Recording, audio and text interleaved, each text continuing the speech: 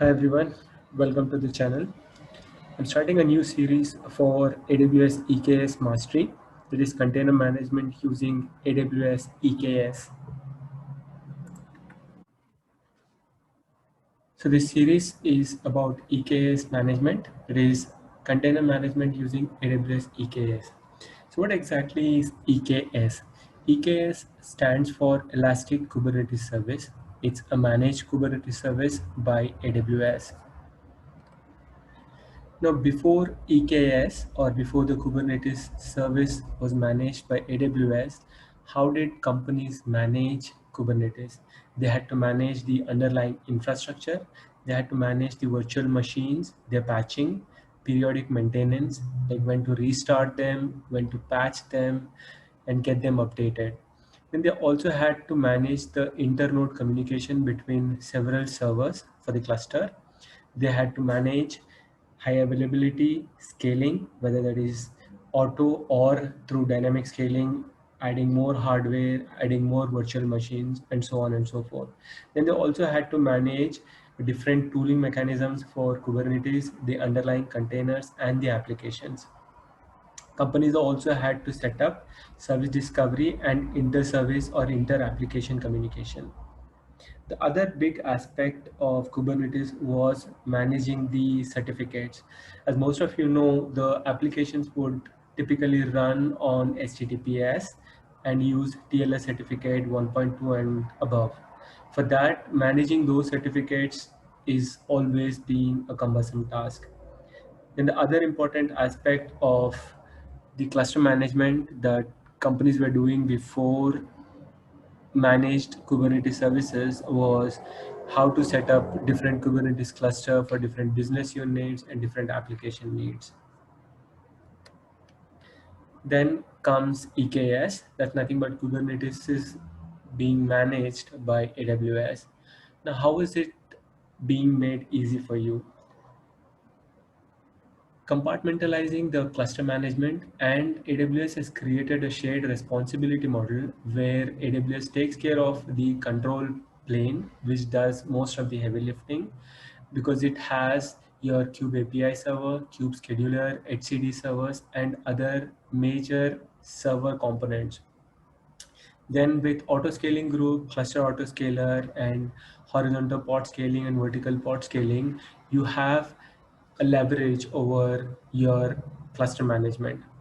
Then the underlying network communication is taken care by AWS.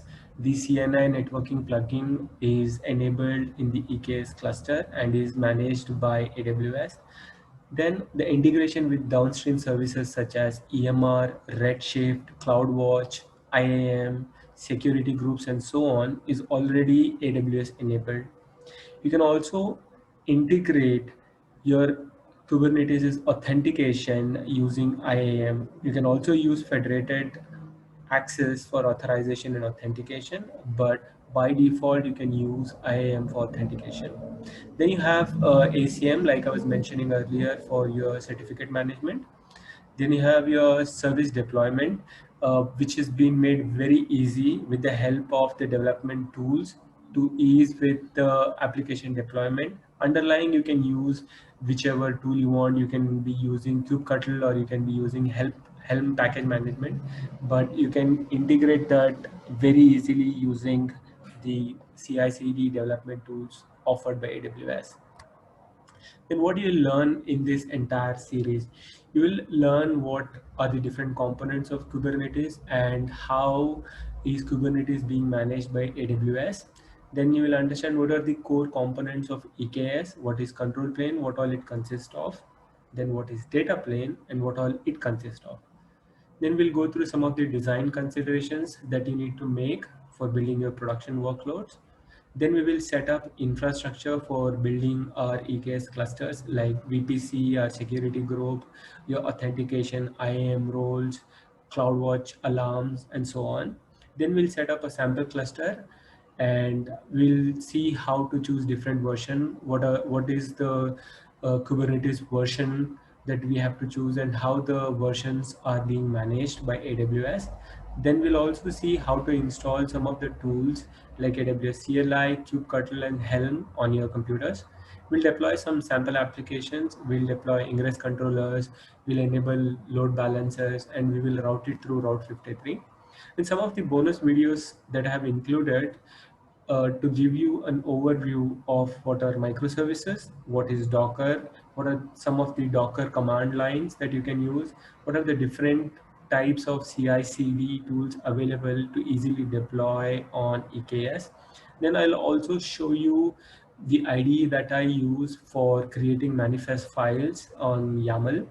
And you can also see how I create your Helm packages using some of the IDEs. We will also see how to monitor your EKS cluster using CloudWatch, then logging for that. And we'll go in depth about CNI networking.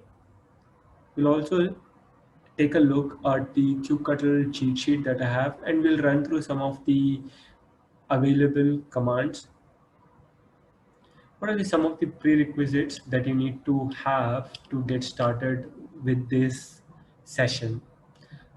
You need to have a general understanding of various infrastructure services of AWS, like EC2, what are scaling groups, what are security groups, VPCs, load balancers, CloudWatch, and other dev tools such as Code Commit, Code Star, and so on. Then you also need to have a general idea of what microservices are, what are containers. We'll anyways go through some of the bonus videos which I told you.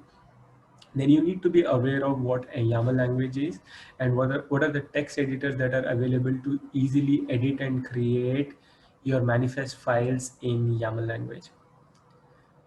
We'll then take a look at, or rather it's a prerequisite, you need to have some idea about what Kubernetes is, core components are.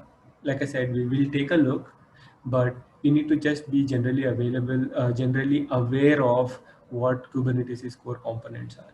If you have an AWS account with free tier already registered, you can easily follow along.